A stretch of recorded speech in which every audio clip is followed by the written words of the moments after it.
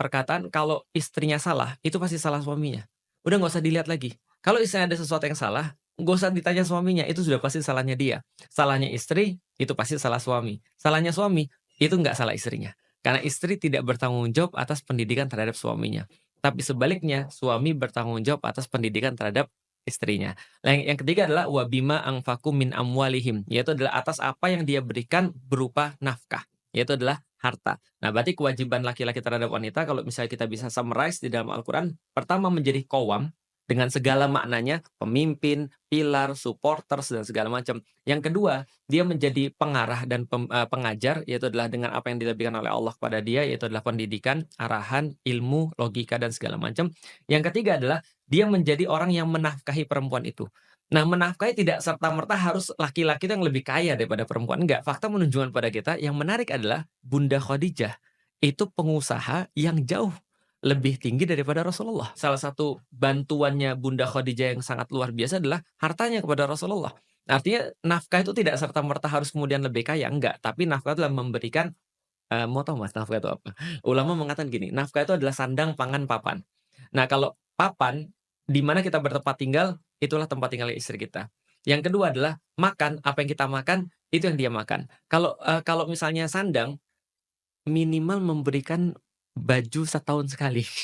Itu sudah termasuk, tapi insya Allah itu standar yang paling rendah itu kan ya, itu sangat mudah sekali. Nah, baru kemudian berbicara tentang perempuan. Apa balasan perempuan? Maka Allah langsung menjawab, fasolihatu. Bahwasanya yang di awal ya, ar-rijalu qawwamuna 'alan nisa. Rijal, laki-laki itu adalah pemimpin atau supporter terhadap perempuan. Tapi balasannya bukan an-nisa'u, kan rijal, nisa. Enggak, tapi Allah kata ar-rijalu qawwamuna 'alan nisa, balasannya adalah fasolihatu. Jadi nggak disebut lagi perempuan, tapi langsung solihah itu. Solihah itu apa? Mereka yang memperbaiki. Kenapa? Karena fungsi memperbaiki itu cuma ada pada perempuan dan sedikit sekali ada pada laki-laki. Kalau bahasa saya, yang harus waras dalam rumah itu perempuan. Kalau misalnya laki-laki diharap waras, agak sulit. Karena keputusan laki-laki itu banyak kan nggak waras. Makanya contoh misalnya kalau di dalam rumah lagi ribut misalnya, siapa harus minta maaf duluan? Ya perempuan. Kenapa? Karena perempuan yang waras, karena laki-laki tidak. Gitu kan ya. Karena perempuan yang bisa memperbaiki, karena laki-laki tidak. Fasolihatu. Yang berikutnya adalah qonitatun, yaitu adalah mereka yang beribadah pada Allah. Jadi justru yang menjadi sangat luar biasa di dalam Islam adalah ketika laki-laki itu disuruh untuk ini, maka perempuan disuruh untuk memperbaiki. Yang kedua, dia justru untuk beribadah pada Allah. Karena ketika dia beribadah pada Allah, dia sebenarnya menyelesaikan banyak problematika dalam rumah tangga dia. Karena dia taat pada Allah. Yang ketiga, hafizatun. Dia menjaga dirinya dan menjaga kehormatan dirinya dan menjaga harta suaminya, menjaga kehormatan suaminya ketika suaminya ada ataupun suaminya tidak ada. Karena gini Mbak, menarik. Saya mau nanya, Mas, apa Mas siksaan terbesar bagi Mas? Kira-kira Mas, kalau dalam kehidupan rumah tangga?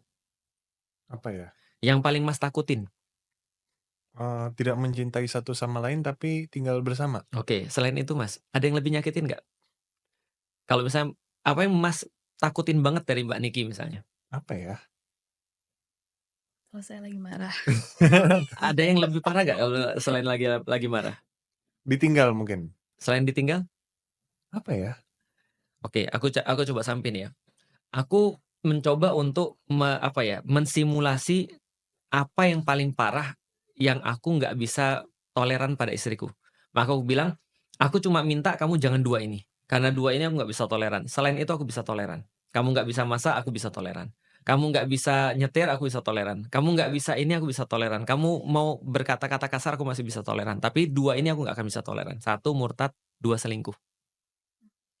Kepikir nggak Mas? Itu kalau itu terjadi kira-kira gimana? Nah, Bubar. bagiku itu sesuatu yang sangat ngeri sekali dan faktanya kejadian di barat kan begitu kan ya. Iya. Kalau ada seorang laki-laki memergokin istrinya selingkuh, itu bisa jadi dia langsung ngambil senjata, ditembak dua-duanya terus dia bunuh diri. Karena kenapa? Karena apa gunanya lagi hidup? Karena dia merasa sudah semuanya habis. Nah, di dalam Islam itu adalah perempuan tuh cukup melakukan untuk menjaga dirinya saja, menjaga kehormatannya aja, itu benar-benar sudah membantu laki-lakinya. Nah, makanya kemudian hafidhotun itu yang terakhir adalah menjaga harta suaminya, menjaga kehormatan suaminya, dan kemudian menjaga dirinya ketika suaminya nggak ada ataupun ketika suaminya ada. Nah, itu adalah balasannya di dalam Islam. Jadi mudah sekali di dalam Islam. Tapi laki-lakinya boleh Selingkuh. menikah Lagi? Menikah lagi. Iya. Nah, itu adalah, termasuk salah satu kebolehan, bukan kewajiban. Makanya kemudian ketika di dalam Islam, sama istri saya juga nanya ketika saya menikah sama istri saya, "Kamu nanti mau nikah lagi nggak?" Saya bilang, "Saya usahakan tidak ya." Kenapa usahakan? Kan saya tidak tahu gitu ya. Jadi